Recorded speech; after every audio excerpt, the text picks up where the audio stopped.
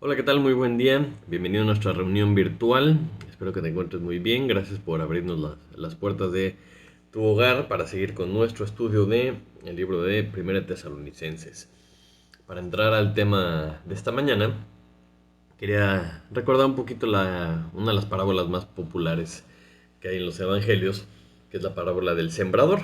No sé si te acuerdas un poquito de que sale el sembrador a sembrar y avienta las semillas. Y las semillas caen en cuatro diferentes tipos de tierra, ¿no? Y la tierra es el tipo de gente que recibe la semilla, ¿no? Que es la palabra de Dios. Dice que cayó en el camino, que cayó entre las piedras, cayó en los espinos y otra cayó en buena tierra. Y un poquito hacia el final de la parábola nos dice para qué sale el sembrador a sembrar, cuál es el objetivo de sembrar. Porque esta semilla pues produce una planta, crece la planta y estas plantas producen fruto. Y dice que producen fruto al 30, 60 y a 100 por uno. Y lo interesante es que de este fruto salen más semillas y se continúa el ciclo de la multiplicación que tanto le gusta, que tanto le gusta a Dios, porque Dios es un Dios que está en pro de la multiplicación. Y es algo que siempre nos ha dicho desde el principio en la palabra de Dios, ¿no? Dice que de las primeras instrucciones que le da a Adán y Eva es fructificad y multiplicaos, ¿no? Entonces Dios quiere esa multiplicación. Y la predicación anterior veíamos cuál era la forma correcta de presentar el Evangelio. Que una de las partes más importantes que fuera el Evangelio correcto. Es decir, que era la semilla correcta. Y veíamos que era la forma de compartir el Evangelio, era en palabra, en poder, en Espíritu Santo y en plena certidumbre, ¿no? Para poder vivir con el ejemplo. Entonces, todo esto habla de cómo se debe sembrar la semilla correcta. Y hoy vamos a ver, con la continuación de lo que estamos viendo aquí en Tesalonicenses, un poquito qué es lo que pasa una vez que cae la semilla en buena tierra. O sea, es decir, cómo se ve esto? ¿Qué es lo que se debe de notar? ¿Qué es lo que debe pasar? Ya no en la ilustración del campo, sino en nuestra vida. Y con esto vamos a analizar si nosotros calificamos como buena tierra, ¿no? Si estamos ayudando a este proceso de multiplicación o si a lo mejor tenemos que hacer algunos ajustes en nuestra vida para que esto se dé. Entonces acompáñenme a 1 Tesalonicenses, capítulo 1, y vamos a leer a partir del versículo 6. Dice así la palabra de Dios.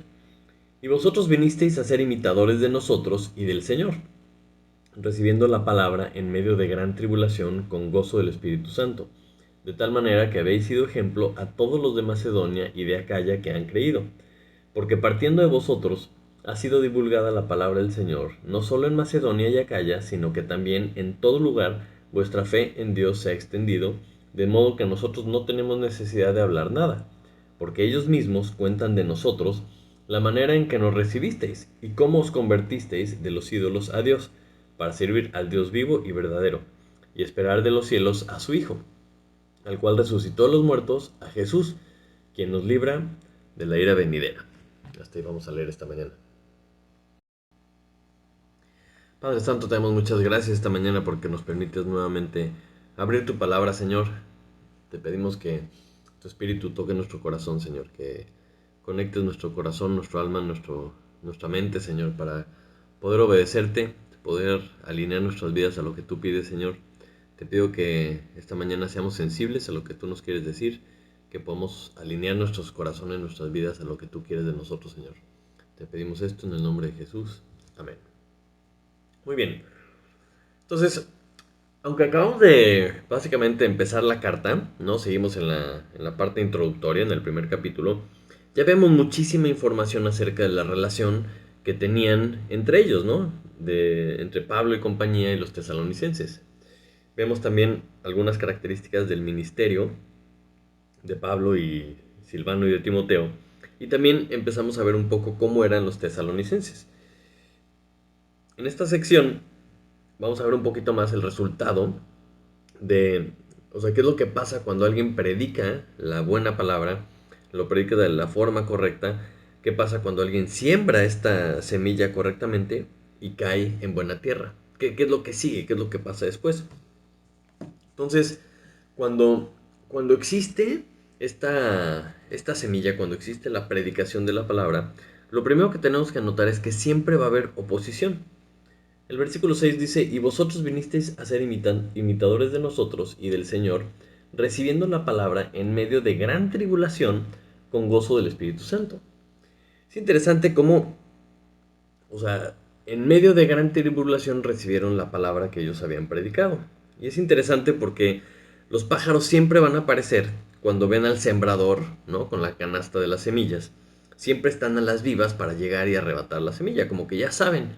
Ah, mira, ahí va el sembrador, ahí está la semilla, entonces ya saben que pueden ir a comer. Y en forma práctica, Pablo vivió esto, pues cada vez que predicaba, siempre había algún tipo de oposición. En Hechos 17, que nos cuenta cómo llega Pablo a la ciudad de Tesalónica, iba de sinagoga, bueno, iba a predicar en la sinagoga cada sábado, y había varios judíos que creyeron y empezaron a juntarse. Entonces los judíos que no creyeron se vuelven figurativamente estos pájaros, ¿no? Que teniendo celos, dice que juntaron una turba, arborotan la ciudad y los persiguen a tal grado que tuvieron que huir a Berea. Pero estos judíos no se volvieron estos pájaros que no quieren que la gente escuche la palabra de Dios. Empiezan a alborotar a la ciudad y hacen la función esta de los pájaros. Entonces, es interesante porque viene acompañado del gozo. Dice que en medio de esta gran tribulación tuvieron el gozo del Espíritu Santo. Y este es un gozo que produce el Señor, es un gozo que produce el Espíritu Santo porque tú sabes que estás predicando la palabra de Dios cuando Satanás empieza a atacar. Porque solamente aparecen los pájaros donde hay la semilla, ¿no? O sea, donde no hay la semilla ni siquiera aparecen los pájaros. Entonces, el hecho de que estés, ¿no? regando la semilla es algo que trae gozo porque una vez que cae la semilla, el trabajo es de Dios, ¿no? Dios es el que da el crecimiento. Y este gozo viene de saber que estás compartiendo y estás haciendo la voluntad de Dios. Entonces, una vez que tú siembras la semilla, generas una expectativa de crecimiento. Como te quedas a la expectativa a ver qué hace Dios, a ver cómo se da este crecimiento. Y de la misma forma que Pablo, que iba de ciudad en ciudad predicando y haciendo discípulos, eh, una vez que riega la semilla, ¿qué fue lo que pasó? ¿Qué fue lo que pasó en el caso que estamos estudiando aquí de Tesalónica? ¿Cuál fue el resultado? Entonces, si vamos a estar usando este ejemplo de las plantas, vamos a detallar un poquito qué fue lo que pasó con la gente de Tesalónica y vamos a ver cómo lo podemos imitar nosotros como iglesia, ¿no? En este año, en esta época. Entonces, ¿qué pasa cuando la semilla cae en buena tierra? Bueno, lo primero que pasa es que crece una planta de la semilla, o sea, el tipo de planta del tipo de la semilla. Después, esta planta crece y produce fruto, ¿ok? Y si produce fruto, este fruto produce semillas. Y esas son las tres cosas que vamos a ver esta mañana con lo que nos dice este pasaje. Entonces, el primer punto viene en el versículo 6 y es que crece la planta de la semilla. Y dice el versículo 6, y vosotros vinisteis a ser imitadores de nosotros y del Señor. Entonces, estas personas empiezan a imitar a Pablo, Silvano y Timoteo, que les enseñaron la palabra, que sembraron la semilla, y se vuelven imitadores del Señor, ¿no? Entonces, una de esas cosas que es como muy lógico en la jardinería, pues si siembras una semilla de manzana, pues va a salir un manzano. O sea, tú no puedes sembrar una semilla de sandía y que te salga un rábano o algo así. O sea, tienes que primero entender que es muy lógico que lo que siembras cosechas. Y no solo en cantidad, sino hasta del tipo de planta que estás sembrando, eso mismo vas a cosechar. Entonces, a lo mejor en jardinería dices, bueno, pues sí, esto es bastante obvio, ¿no? Es muy lógico y ya nos podemos medio reír. Pero ¿cómo se ve esto en la vida? ¿Cómo entendemos esto que menciona la Biblia, no? Porque, por ejemplo, Pablo habla con muchísima seguridad de lo que él estaba sembrando, ¿no? Y al saber qué es lo que estaba sembrando, esperaba cosas muy específicas que pasaran con estas personas. Y esta seguridad la vemos cuando Pablo, en muchas partes de la Biblia, dice, sed imitadores de mí, así como yo de Cristo, ¿no? Y viene varias cosas implícitas en esto de ser imitadores, porque para tú poder imitar a alguien, pues implica que lo tienes que conocer. Tienes que ver cómo se desenvuelven, tienes que ver cómo se conduce, cómo habla, cómo vive, cómo, o sea, cómo reacciona ante diferentes cosas, ¿no? Y un ejemplo claro lo encontramos en Filipenses 3, versículo 17, si me quieres acompañar. Filipenses 3:17 dice, hermanos, sed imitadores de mí y mirad a los que así se conducen según el ejemplo que tenéis en nosotros. Esto está diciendo que, o sea, que miren a los que así se conducen. Entonces es importante ver cómo vivimos, ver cómo somos, observarnos unos a otros para discernir quiénes están siguiendo el ejemplo de Jesús, ¿no? Y a esos que tú ves que están siguiendo el ejemplo de Jesús, bueno, pues entonces sigues su ejemplo. Y para que alguien siga el ejemplo, tiene que haber alguien poniendo el ejemplo. Y eso es algo muy, muy básico en el discipulado. Y hay mucha gente que dice, bueno, pero pues es que yo no conocí a Jesús, o bueno, es que yo no tengo un buen ejemplo que me enseñe, ¿no? Entonces puede darse el caso de que no haya algún buen ejemplo a seguir, pero por eso gracias a Dios tenemos la Biblia, ¿no? Si estuviéramos en una situación extrema en que nadie a nuestro alrededor se comporta de esa forma, bueno, entonces hay que ver qué nos enseña la Biblia, porque afortunadamente por eso no tenemos pretextos, ¿no? Los problemas de los demás o los malos ejemplos de los demás, pues bueno, es a lo mejor por nuestra misma humanidad o por cualquier situación. Pero no hay pretexto si tenemos la Biblia. Por ejemplo, Mateo, capítulo 16, versículo 24, empezamos a ver esto que está predicando Jesús. O sea, él mismo cuando vino y nos dejó su ejemplo. El versículo 24 dice así. Entonces Jesús dijo a sus discípulos, si alguno quiere venir en pos de mí, niéguese a sí mismo y tome su cruz y sígueme. No, está dando la clave Jesús para ser como Él. O sea, si alguien me quiere seguir, si alguien quiere o sea, seguir mi ejemplo, lo primero que tenían que hacer era negarse a ellos mismos. ¿Qué fue lo que hizo Cristo? No, ese sentir que hubo en Cristo que Pablo nos dice que tenemos que tener también nosotros, empieza por negarse a sí mismo. ¿No? Y Juan capítulo 8 nos habla de que Jesús es la luz del mundo, ¿no? Y el que me sigue no andará en tinieblas. Entonces, como que no deja muchas dudas. O sea, si tú andas en tinieblas, no estás siguiendo a Jesús. Y un poquito más adelante, en Juan capítulo 13, versículo 15, también vemos algo como un poquito más claro todavía. Está hablando Jesús y les dice en Juan 13:15, porque ejemplo os he dado, para que como yo os he hecho, vosotros también hagáis. Ahí está. Tenemos perfectamente claro qué es lo que tenemos que hacer lo mismo que hizo Jesús. Entonces cuando Él está a punto de irse, le dice ir y hacer discípulos a todas las naciones, o sea, ellos ya sabían lo que tenían que hacer, porque habían visto el ejemplo que había puesto Jesús, y ahora lo único que tenían que hacer era hacer lo mismo que ellos habían visto. Entonces ellos sabían qué hacer, y ahora nosotros que tenemos la Biblia también sabemos qué hacer. O sea, no hay pretexto. Si nosotros somos hijos de Dios y tenemos este encargo de hacer discípulos, simplemente con leer los evangelios sabemos qué significa ser discípulos. Y tenemos todas las cartas, ¿no? Que vienen después, que todavía nos enseñan más a detalle qué es lo que significa, cómo nos tenemos que comportar, qué significa ser hijos de Dios. Un poquito más adelante, en Efesios, capítulo 5, vemos también una instrucción muy clara. Efesios 5:1 dice, sed pues imitadores de Dios como hijos amados. O sea, sed pues imitadores de Dios como hijos amados. Y es que los hijos imitan a los padres, ¿no? O sea, es algo muy común. Pero esto se da, esta imitación se da porque pasan tiempo con sus papás.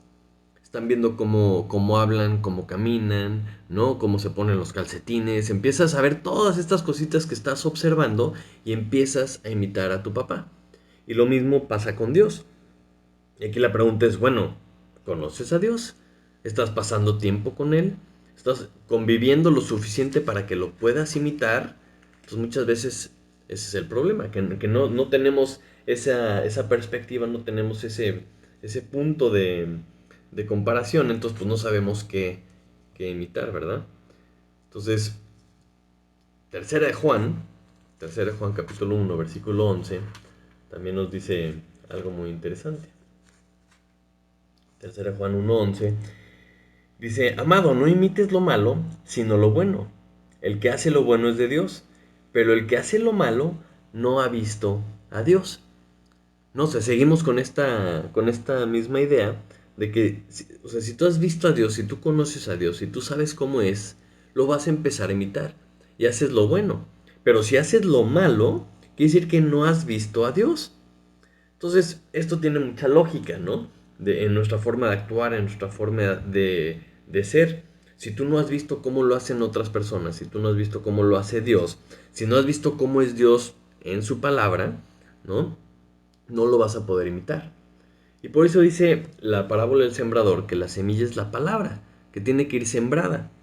Entonces, cuando yo les decía al principio que crece la planta de la semilla que fue sembrada, estamos hablando de la palabra de Dios. Entonces tú te vuelves esa planta que produce la semilla, que es la palabra de Dios. Entonces, cuando esta semilla cae en buena tierra, la primer señal de que cayó en buena tierra es que te vuelves un imitador de Jesús, ¿no? Y un imitador de esas personas que están imitando a Jesús. Y es algo que se tiene que notar. O sea, si tú estás, ¿no? Tienes un sembradío, ¿cómo sabes que agarró la semilla? Bueno, a los pocos días se ve una varita, ¿no? Se ve una plantita que ya salió y dices, ¡ay, qué padre! O sea, a lo mejor no es un árbol de manzanas, pero ya se ve algo, ya se ve una ramita, ya no se ve la tierra normal. Entonces empiezas a ver que las hojas se parecen un poquito y dices, se me hace que sí es, se me hace que sí agarró, ¿no? Entonces, lo mismo pasa con nosotros, lo mismo pasa con nuestro comportamiento. O sea, en nuestra actitud se tiene que ir notando. Ya no queremos las tinieblas, queremos la luz, queremos imitar lo que Dios nos está enseñando. Entonces, ese es el primer momento de emoción. ¿Cuál es el siguiente momento de emoción cuando crece una planta? Hace unas semanas mi mamá tiene una cama de siembra, ¿no? Una mesita de tierra y ahí sembramos algunas cosas hace unas semanas y pues no pasó nada por unos días. Pero la primera llamada que recibí fue cuando salió el primer brotecito y me dijo, ay, ¿qué crees? Ya salieron estas plantitas, ¿no? Entonces, está padrísimo, estuvo muy emocionante y ya. Y después pasaron algunas semanas, un par de semanas a lo mejor, y pues no pasó nada, no recibí ninguna llamada en relación a lo que habíamos sembrado. El siguiente momento que valió la pena una llamada fue cuando se produjo el primer fruto, cuando vio las primeras calabacitas, en este caso de que sembramos. Y ese es el objetivo de haberlas plantado, que queríamos tener algo de fruto para poder hacer un ensalado, para poder hacer algo, ¿no? Entonces, ese crecimiento, el objetivo de ese crecimiento es que dé el fruto. Entonces, la diferencia en una planta, a lo mejor si no conoces mucho de plantas, cuando crecen, pues cómo sabes si es hierba o si es una de las verduritas que sembraste. Bueno, hasta que no se dé el fruto, tú no sabes cuál es cuál. Entonces ahora sí arranca la hierba y ya te quedas con las calabacitas, ¿no? Y pues ya las puedes disfrutar en tu ensalada. Entonces, ¿cómo se ve esto en el crecimiento espiritual? Una vez que empiezas a tener estos cambios de actitud, que se ve esa plantita creciendo, ¿cómo se ve esto en términos espirituales? Pues empiezas a vivir lo que enseña la palabra. O sea, pasas de ser un imitador de alguien que te enseñó o un imitador de Cristo a serlo. O sea, cuando ya en tu propia vida tienes este como autoarranque, ya empiezas a ver los cambios dentro de ti, tú ya empiezas a ser un discípulo de Jesús. Y Pablo con esto menciona algunas cosas que fueron muy evidentes en la vida de los tesalonicenses que podemos nosotros seguir su ejemplo. En el versículo 7 de nuestro pasaje esta mañana, dice que de tal manera que habéis sido ejemplo a todos los de Macedonia y de Acaya que habían creído. Entonces, los de Tesalónica reciben la palabra, empiezan a vivirla y dice que fueron ejemplo para todos los de Macedonia y Acaya que creyeron. Aquí es interesante porque pues tienen que haber creído algo, entonces viene aquí implícita una predicación, o sea, predicaron algo y estas personas creyeron, y eso lo vamos a ver un poquito más adelante, pero ellos mismos fueron ejemplo para las personas que estaban creyendo, todos los de Macedonia y los de Acaya. Y es interesante que cuando fueron a predicarles a estas personas, no se los llevaron a Pablo. O sea, no les compartieron el evangelio y les dijeron, mire, vengan, se los voy a llevar a Pablo para que Pablo les enseñe. Sino que siguieron el ejemplo de Pablo y fueron ejemplo para ellos. Pablo siguió el ejemplo de Cristo, los tesalonicenses siguieron el ejemplo de Pablo, que siguió el ejemplo de Cristo, y así sucesivamente, para todos los que iban creyendo. Entonces, ¿cómo lo hicieron? ¿Cómo fueron ejemplo? ¿Qué fue lo que enseñaron?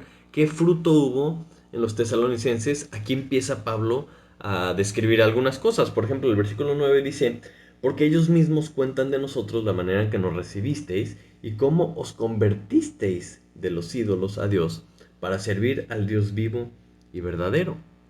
Entonces, lo primero que fue así como muy notorio para la gente de alrededor es que se convirtieron de los ídolos. Toda esa región era una región muy idólatra y llamaba la atención que un grupo de personas dejaran estos ídolos y se convirtieran para servir al Dios vivo y verdadero. Y esto es bien padre porque en segunda de Corintios 5:17 encontramos un pasaje muy famoso que se usa para muchas cosas. Segunda de Corintios 5:17 dice así: de modo que si alguno está en Cristo, nueva criatura es. Las cosas viejas pasaron, he aquí todas son hechas nuevas. Y todo esto proviene de Dios, quien nos reconcilió consigo mismo por Cristo y nos dio el ministerio de la reconciliación. Entonces dice que las cosas viejas pasaron, ¿no? O sea, si alguno está en Cristo, nueva criatura es. Las cosas viejas pasaron. Entonces decimos gracias a Dios porque esas cosas viejas, horribles de nuestro pasado, el pecado, ha quedado atrás. Amén. Gloria a Dios. Pero muchas veces pensamos que en nuestra vida pasada no todo era malo. Y decimos las cosas viejas, feas pasaron, pero hay algunas cosas que me quiero traer para acá. Y muchas veces cuando hacemos esto, nos traemos a nuestra nueva vida un poquito de nuestros dioses ajenos, ¿no? Vemos que aquí los de Tesalónica dejaron sus dioses para servir al Dios vivo y verdadero. Y muchas veces nosotros no hacemos lo mismo, sino que recibimos la salvación de Dios, pero dejamos ahí por ahí algunos idolitos guardados, como puede ser, pues no sé, algunas ambiciones, el amor al dinero, tú mismo, ¿no? Tu imagen, tus planes, ¿no? Entonces dices, a ver, no, espérame, o sea, eres una nueva criatura y la nueva criatura también viene con un nuevo propósito. Dice, porque Dios, que nos reconcilió consigo mismo por Cristo, dice, nos dio el ministerio de la reconciliación. Entonces, como nueva criatura, también tienes un nuevo propósito. Tienes que entender que ahora vives para algo distinto. O sea, no puedes seguir con tus mismos ideales y con tus mismas metas que tenías antes, porque te tienes que convertir de eso para servir al Dios vivo y verdadero con todo lo que eres, porque por precio fuimos comprados. Entonces, es una de las cosas que se vio claramente, que todo mundo pudo ver de una forma muy notoria en los de Tesalónica.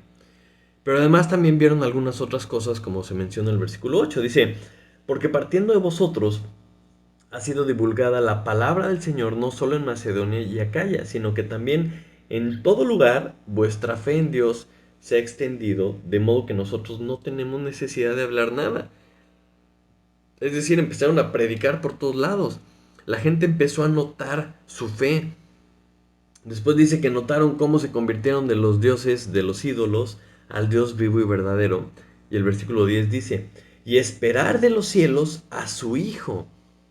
¿No? Hemos hablado de esta fe y de esta esperanza que tenemos de que Cristo va a regresar. Y, y la fe, como hemos visto ya en varias ocasiones, la fe es algo que se debe de notar. O sea, si tú esperas que Cristo va a regresar, esto debe tener un impacto real en tu vida. O sea, esa esperanza debe tener un efecto notorio en nosotros. 1 Juan 3, versículo 1, también es un versículo muy, muy común, pero si lo leemos un poquito más allá del versículo 1, se vuelve también interesante con este tema de la esperanza que tenemos en Cristo. 1 Juan 3:1 dice, mirad cuál amor os ha dado el Padre para que seamos llamados hijos de Dios. Por esto el mundo no nos conoce, porque no le conoció a Él. Amados, ahora somos hijos de Dios y aún no se ha manifestado lo que hemos de ser. Pero sabemos que cuando Él se manifieste, seremos semejantes a Él porque le veremos tal como es, como Él es. Y todo aquel que tiene esta esperanza en Él, se purifica a sí mismo, así como Él es puro. Dice, todo aquel que tiene esta esperanza. ¿Cuál esperanza? Pues de que va a regresar y de que nosotros vamos a ser como Él. Esa esperanza de que vamos a ser como Cristo es una esperanza de salvación, es una esperanza de que cuando Él regrese vamos a ser parte de su familia. Amén. Pero si tienes esta esperanza, mientras esto sucede, tu enfoque tiene que ser la purificación. Entonces, si tú tienes vida, si tú tienes esta salvación que te da vida eterna porque el Espíritu de Dios vive en ti, ese Espíritu te tiene que controlar. Y ese es el fruto que llamamos comúnmente el fruto del Espíritu, ¿no? De cada vez ser más como Él es mientras estamos en este cuerpo. Mientras estamos en esta vida esperando que nos den nuestro nuevo cuerpo, que seamos como Él y que estemos con Él para siempre.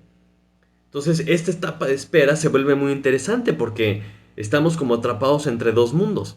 Tenemos vida eterna porque tenemos el Espíritu de Dios, pero físicamente todavía no somos como Él, todavía no somos como vamos a ser. Pero si dejamos que el Espíritu de Dios nos controle, si dejamos que haya en nosotros ese fruto del Espíritu, entonces el resultado es esa purificación mientras Él regresa. Entonces, como veíamos con las plantas, si esa planta sigue creciendo, llega al punto en el que tiene que salir fruto, ¿no? Y se ve que se cumple el objetivo para el que fue sembrada esa semilla. Pero aquí es donde a mí se me hace increíble Dios, ¿no? Porque en el fruto, en este fruto está la clave de la multiplicación. Porque en el fruto está la semilla para que se produzca más plantas y se produzcan más frutos. Por eso dice el versículo 8, que partiendo de ellos fue divulgada la palabra. Partiendo de ellos fue divulgada la palabra por todos lados. Entonces, no fue solamente de Pablo predicando por todos lados, sino que una vez que caía en buena tierra, producía fruto y ese fruto producía más semillas. Que esos eran los tesalonicenses, regando la palabra de Dios, regando la semilla. Y vemos este ciclo de multiplicación que Dios repite en todos lados. La semilla produce la planta produce el fruto produce semilla y así sucesivamente. Entonces, si somos buena tierra, si nosotros pensamos o creemos que somos buena tierra, o sea, tenemos que ser la misma planta de esa semilla que fue sembrada en nosotros, de la semilla de la palabra de Dios. Y tenemos que producir fruto con semilla, es decir, que se esparce esa semilla de la palabra de Dios. Y mientras estaba preparando esto, venía constantemente a mi mente una idea muy extraña, ¿no? De qué pasa con esos frutos, ¿no? Que es una idea muy moderna. Esas frutas sin semillas, ¿no? ¿De dónde salen esas frutas sin semillas? Porque obviamente no es algo natural. Entonces, normalmente pues, todos los frutos tienen que tener semillas y el chiste es que se caiga la fruta y pues crezcan más plantas como esa, ¿no? Entonces me puse a pensar, bueno, ¿dónde salió esto? ¿Por qué el hombre desarrollaría frutos sin semillas? Y haciendo un poquito de investigación, básicamente llegué a dos motivos. El primero es porque la semilla es incómoda, ¿no? La semilla es incómoda porque pues tienes que separarla, es difícil comer la sandía con tantas semillas o el melón con tantas semillas. Entonces, lo primero es porque es incómodo. Y lo segundo es para controlar la venta de ciertas frutas, ¿no? O sea, si alguien tiene una fruta con semillas, pues la puede sembrar y me quita a mí la posibilidad de venderte a fuerza la fruta. O sea, que tengas que venir a mí para tener la fruta. Entonces, Esta idea se me hizo muy interesante si pensamos en la iglesia en la actualidad. Porque a lo mejor Satanás no puede evitar el crecimiento porque es algo que Dios hace. A lo mejor él no puede evitar que salgan nuevas plantas, pero ¿qué tal si evita que se multipliquen? ¿No? Y el cristianismo moderno puede haber caído en este tipo de cosas. El cristianismo moderno puede estar produciendo frutos sin semillas, que es algo antinatural. Y regresamos a esas dos causas. Primero, porque es incómodo. O sea, la semilla es incómoda. Muchas veces hablar la verdad, hablar la palabra de Dios es incómodo. Entonces tenemos árboles con fruto, pero sin semillas, ¿no? Porque es incómodo hablar la palabra de Dios para muchas personas. Entonces, no niegan su fe, no niegan la gracia y la verdad y la bendición de Cristo, ¿verdad? Pero no hablan la verdad, no están regando la semilla. Entonces, más interesante. Y por otro lado, también tenemos esta idea de que, oh, este concepto de que tienes que ir a ciertos lugares para encontrar la verdad. Y esto tiene que ver con el control. Es decir, tienes que ir a ciertos lugares para que te den esta verdad. Y eso es algo que no puede ser más antinatural, porque ese no es el plan de Dios. O sea, Dios siempre quiere multiplicación y quiere que todas las ramas den fruto. Por eso el concepto de a 30, 60 y a 100 por uno, ese es el concepto de Dios. Que una semilla te puede dar 30, 60 y 100 por uno. O sea, entonces tenemos que estar llenos de fruto y tenemos que estar llenos de semilla todos y cada uno de nosotros. Si dejamos estas ideas o sea, si dejamos que estas ideas entren a la iglesia, como el concepto pues de la incomodidad de hablar la verdad o de que la verdad no es para todos y tenemos que ir a ciertos lugares para encontrarla, tenemos que ponernos a pensar de dónde está viniendo esta idea, porque no es natural, no es el plan de Dios. Y esto de la multiplicación y estar llenos de frutos y llenos de semillas, solo se logra si cada uno de nosotros hacemos nuestra parte. Hacemos nuestra parte como esas ramitas y esos pámpanos que Dios, o sea, ha hecho, ¿no? Ha hecho crecer como estas plantitas. Y ya para terminar, en el versículo 10, siento que Pablo le recuerda por qué todo esto es tan importante. ¿No? Está diciendo que se convirtieron de los ídolos a Dios, al Dios vivo y verdadero, y que estaban esperando de los cielos al Hijo, a este Jesús, al cual resucitó de los muertos y quien nos libra de la ira venidera. O sea, este hecho de que Jesús es quien nos libra de la ira venidera, esto es lo que nos debe mover a actuar. O sea, esto es lo que nos debe mover a hacer lo que Dios nos ha mandado. O sea, los tesalonicenses estaban tan agradecidos con Dios porque Jesús los había librado de esa ira, ¿no? Que tenían que regar esas buenas noticias. Y por lo que nos dice la Biblia, sabemos que va a haber un juicio, sabemos que este juicio va a ser justo, ¿no? Y va a ser por parte de Dios a causa del pecado, ¿no? La Biblia dice que la paga del pecado es la muerte, entonces estamos esperando un juicio que va a ser, o sea, real y va a ser justo.